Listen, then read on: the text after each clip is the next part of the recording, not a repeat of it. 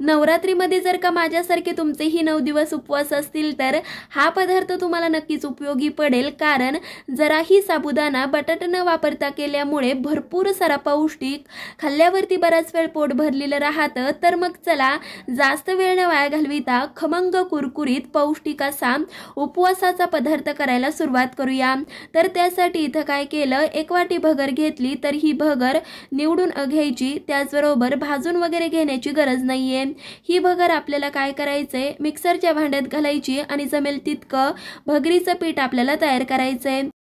तर इथं पाहू शकताय मस्त असं भगरीचं पीठ आपलं तयार झालं, सध्यासाठी बाजूला ठेवायचं। आता इथं काय केलं, मोठ्या आकाराची एक काकडी बारीक अशी किसून घ्यायची, तर ही काकडी किसण्याच्या आधी दोन्ही साईडचं देठ काढलं आणि त्याचबरोबर काकडी कडू तर नाही ना ते सुद्धा चेक करून घेतलं होतं।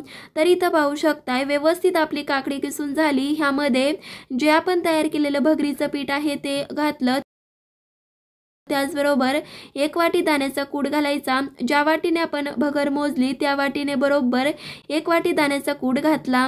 आता ह्यामध्ये 1 चमचा मिरचीचं वाटण घातलं, तर हे वाटण करताना 5 ते 6 मिरच्या खलबत्त्यामध्ये जाडसर कुटून घेतल्या होत्या। 2 चमचे नारळाचा कीस घातला, इथं मला आवडतं म्हणून घातला, तुम्हाला जर का नसेल घालायचा तरी सुद्धा चालेल। त्याचबरोबर ह्यामध्ये चवीपुरतं मीठ घालायचं आणि व्यवस्थित मिक्स करून घ्यायचं। तुम्ही जर का इथं उपवासाला जिरे आणि कोथिंबीर खात असाल तर ते सुद्धा वापरू शकता। तर ह्यामध्ये आपल्याला अजिबात पाण्याचा वापर न करता काकडीमध्येच पीठ मळून घ्यायचंय। पीठ मळून झाल्यावरती अजिबात मुरवत वगैरे ठेवू नका। काय होतं, ह्यामध्ये आपण भगर वापरली आहे त्यामुळे पीठ आपलं इरियाल्यासारखं होऊ शकतं। ज्यावेळेस आपलं हे पीठ मळलं त्यावेळेस लगेचच आपल्याला थालपीठ करायला घ्यायचे। तर इथं पाहू शकताय मस्त असं अजिबात पाण्याचा वापर न करता काकडीमध्येच मी पीठ मळून घेतलं। जेवढं मोठं किंवा छोटं थालपीठ हवंय तेवढा गोळा काढायचा आणि लगेचच तव्यावरती थालपीठ थापायला घ्यायचंय। तर त्यासाठी तव्यावरती 2 चमचे तूप पसरवून घेतलं। इथं जर का तुम्हाला तूप वापरायचं नसेल तर शेंगदाणा तेल सुद्धा वापरू शकता। लगेचच थालपीठ थापायला घ्यायचंय। तर त्यासाठी काय केलं, जो आपण पिठाचा गोळा करून घेतला होता तो मध्यभागी अशा पद्धतीने ठेवायचा आणि जमेल तितकं पातळ थालपीठ थापून घ्यायचं। बऱ्याच वेळेस काय होतं की एकतर थालपीठ पातळ होतं, खुसखुशीत तयार होत नाही, पण अशा पद्धतीने केल्यावर मस्त असं खुसखुशीत आपलं थालपीठ तयार होतं। जर का तुम्ही लोखंडी तव्यावर असं डायरेक्ट थापलेलं थालपीठ कधी तयार केलं नसेल तर एकदा तरी घरी ट्राय करा, जास्तीचं हे थालपीठ खुसखुशीत बनतं।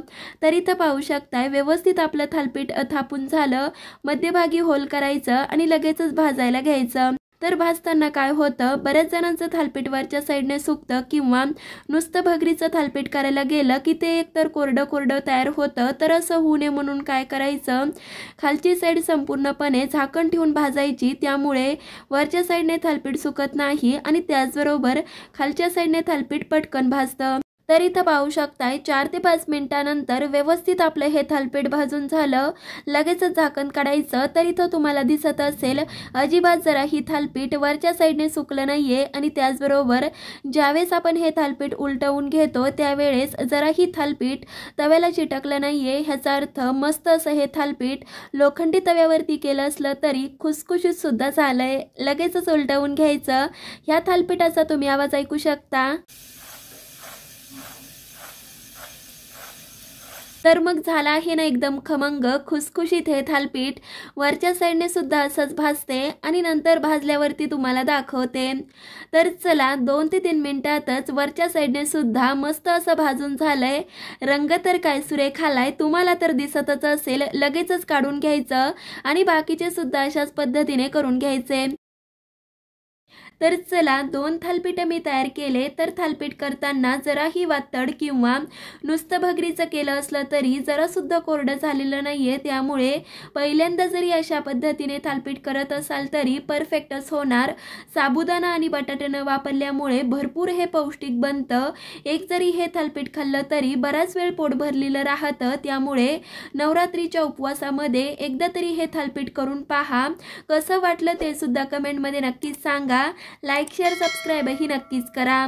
तर मग चला पुन्हा भेटूया तशाच एका नवीन साध्या सोप्या पारंपरिक रेसिपी बरोबर। तोपर्यंत धन्यवाद।